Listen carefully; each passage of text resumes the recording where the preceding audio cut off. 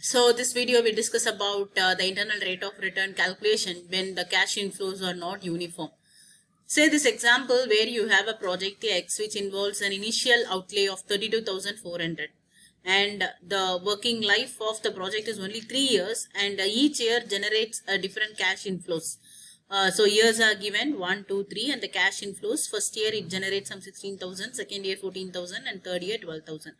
So how are we going to calculate the IRR when we have a different cash inflows for all the years? So for this, first we need to calculate the factor. So identify the factor and in the annuity table, fix the factor for the percentage. So normally during the cash, when we have a different cash inflows, we cannot get exactly the like how we found out the annuity table a correct the percentage of the factor on the annuity table. So here, in case if we get the correct or accurately around the term is fine. Otherwise, we have to find out two factor, two percentages, present value factor. We need to find out 2, and then we have to identify which one usually closer. So we have to incorporate both into the present value 1 rupee table and find out and multiply with the cash inflows and find out with the formula adopted the lower rate and the higher rate, and there is a formula that we have to find out with an IRR when we are using two different percentage, internal percentages, and we have to identify the true value of IRR where it lies. And before that, we need to also understand how are we going to calculate. So very simple one, if there is no uniformity cash inflows, you have to just find out the average. So find out the average cash inflow, then you will have a amount which is an average amount for all the given 3 years. With that, put that in the formula of a factor, then locate in the annuity table. Right. So here what I'm going to first do. So I'm going to find out the average, right, for all the given years. So 16,000 plus 14,000 and plus 12,000. So when we add all these, we get, so we have to divide that by 3. So we are finding out the average. So we get 42,000, right? So when you add all this, you get 42,000. So what is the answer? 42,000 divided by 3. We get 14,000. So 14,000 is the average cash flow. So with that, what I'm going to do, I'm going to find out the factor. So F is equal to, we know the formula, investment divided by the cash, right, which is the average cash inflow. So investment is, what is the investment? Investment is 32,400 given in the sum. So 32,400 divided by 14,000. So we get approximately 32,400 divided by 14,000. Somewhere 2.314, right? So this is what we get while calculating the factor. So we have to incorporate this value, find out in the present value where are the two somewhere where the discount percentage that it lies between, right? So we'll identify that.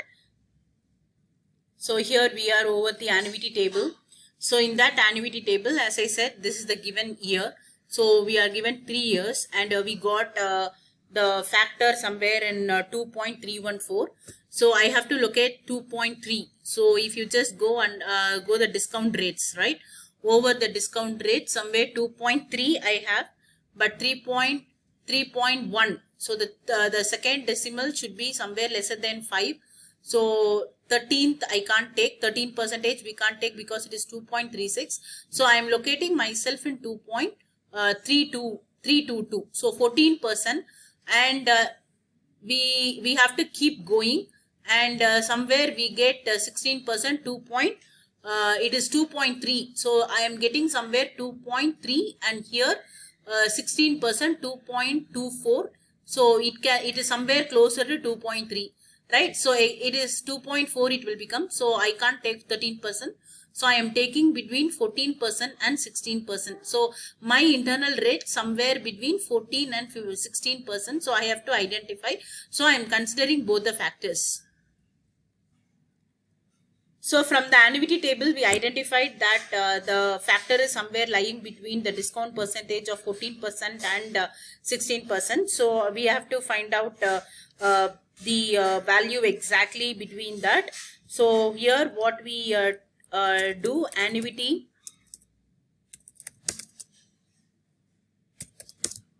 So PV annuity table, PV for 3 years, right? For 3 years, we get somewhere factor 3 years, we get factor of 2.314, right? Factor of 2.314. So for this, we get the discount percentage would be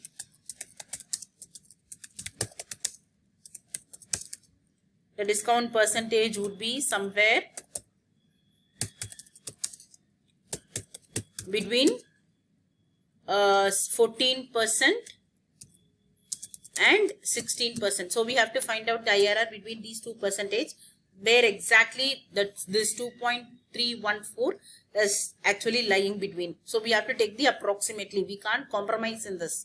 We have to take approximately, and then true value we have to find out. Okay. So now we are going to find out calculation of IRR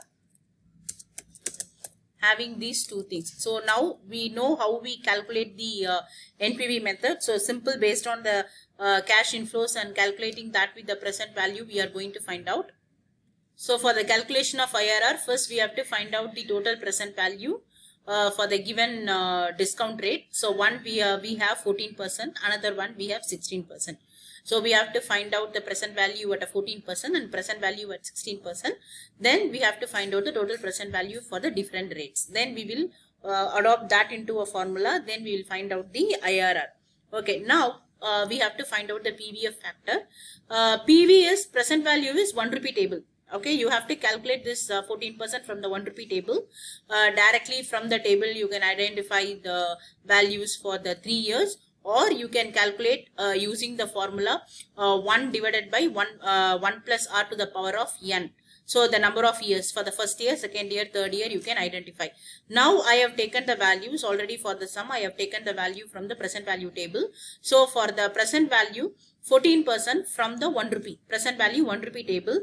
I have the value 0.877. So for the first year at 14% and second year 0.769. This you can even calculate while having a calculator. Even if you don't have an access to a present value 1 rupee table, you can still find out the discount value. So the rate is 14%, right? So 1 divided by 1 plus r to the power of n. If you use this formula, you can identify that. So the same value you will even have. So that is not a problem. You don't need to panic that you don't have a present value table, right? Normally it is very much available in Google, or at the back side of the financial management book. You can identify this, or you can very simple way use the calculator. Okay, and for the 16%, it is 0. For the first year it is 862, and 0. For the second year 743, and for the third year 0.641. Now what we have to do, NPV method, if you remember, we multiply the value. So 16,000 at a 14% discount rate, what would be the true value? So 16,000 into 0.877. So we get 14,032. So this is the value we get. And 14,000 into 0.769, you get 10,766. And for the third year, 12,000. Into 0.675, you get 8,100. So the total value would be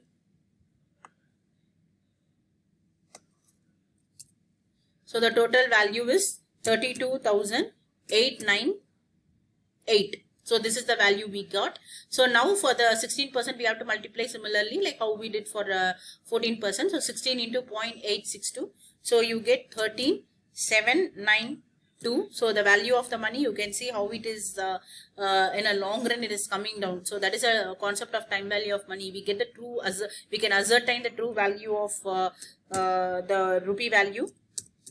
And the second is 7692. So we need to again add all this. So that is the present value at 14% and 16% we got. So this value would be 31,886. All right. Now I'm going to write the formula for IRR. So So the formula for IRR, when we have two different one, so we have to take the base rate, right? So which one is the base rate? So base rate is actually the first one that we have taken, 14% is the base rate. This is plus or minus. Okay, so this is plus or minus. With that, what I am going to do, first we have to find out the difference, right? Difference in calculated, right? Calculated PV value and the cash outlay, right? And then, so this is plus or minus. So this we have to divide. Okay, so with this we have to multiply. Actually, I'll just take this to the next one. So we will have some space with that.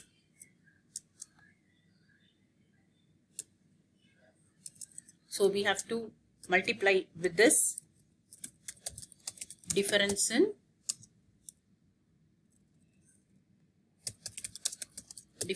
rate, and this we have to divide here. Right here, what we did, difference in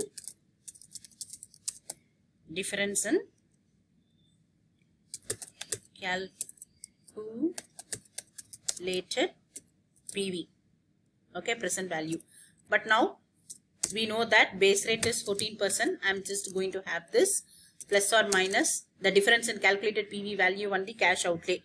Here we have to always take the highest PV value. The highest PV value is 32,898.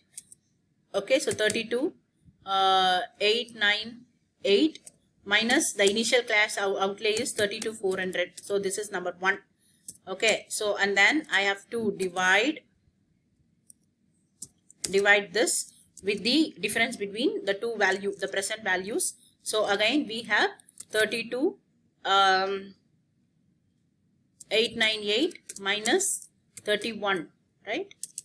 The plus or minus, it's because sometimes there could be a higher rate for the another rate also. That's why the plus or minus comes here. Maybe if the present value is very less, so that will give you a negative sign. That's why we have plus or minus. So the difference between the base rate. So if it's 16 minus 14%, so we have 2%, right? 2% is the difference rate. So we can very simply say it is 2. So when you do that, you get 14% plus, what is the difference amount? We have 498, right? Divided by 1012. So multiply. You have to just multiply this into 2. So what that we would get?